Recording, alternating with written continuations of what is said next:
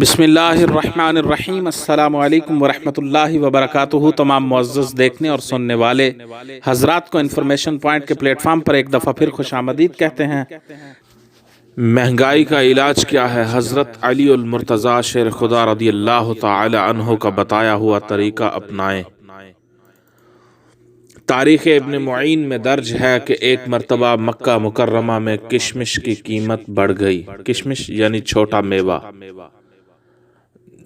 چھوٹے میوے سے جو بنائی جاتی ہے، چھوٹا سا میوہ ہوتا ہے جو انگور سے بنایا جاتا ہے۔ ایک مرتبہ مکہ مکرمہ میں کشمش کی قیمت بڑھ گئی۔ لوگوں نے شیر خدا حضرت علی المرتضیٰ سے اس کا شکوہ کیا تو آپ رضی اللہ تعالی عنہ نے فرمایا، تم لوگ کشمش کے بدلے کھجور استعمال کرو، کیونکہ جب ایسا کرو گے تو مانگ میں کمی کی وجہ سے کشمش کی قیمت گر جائے گی۔ تاریخ ابن معین میں درج ہے کہ مکہ مکرمہ میں ایک مرتبہ کشمش کی قیمت بڑھ گئی۔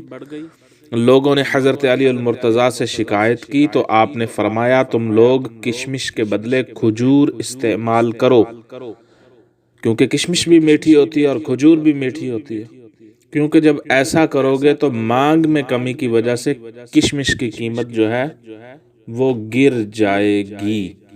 آج کل وطن عزیز پاکستان میں لال ٹماٹر کی قیمت بہت زیادہ مہنگی ہے۔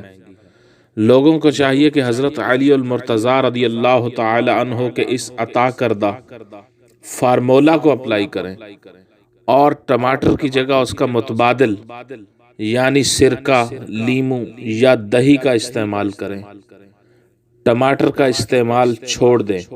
یقیناً طلب اور مانگ میں کمی کی وجہ سے ٹماٹر کی قیمت گر جائے گی، کیونکہ اکثر جنس اور غلہ، پھل، سبزی وغیرہ کی قیمت کا تعلق طلب اور رسد کے اعتبار سے ہی ہوتا ہے۔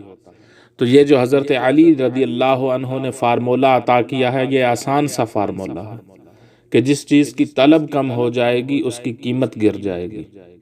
لیکن ہمارے ملک میں الٹا معاملہ ہے، جو چیز مہنگی ہوتی ہے لوگ اس کو تلاش کرنے کے لیے لائنوں میں بھی لگ جاتے ہیں، قطاروں میں کھڑے ہوتے ہیں اور فخر سے بتا رہے ہوتے ہیں کہ آج بڑی مشکل سے میں نے 4 دکانیں پھر کے 5 کلو چینی اکٹھی کی ہے، کیونکہ چینی کی شارٹیج آج کل۔ تو جو چیز شارٹ ہو، مارکیٹ میں کم آ رہی ہو یا جس کی قیمت بڑھ گئی ہو تو اس کا استعمال چھوڑ دیں، اس کے متبادل استعمال کریں، اس چیز کی قیمت گر جائے گی۔ یہ حضرت علی کا فارمولا ہے۔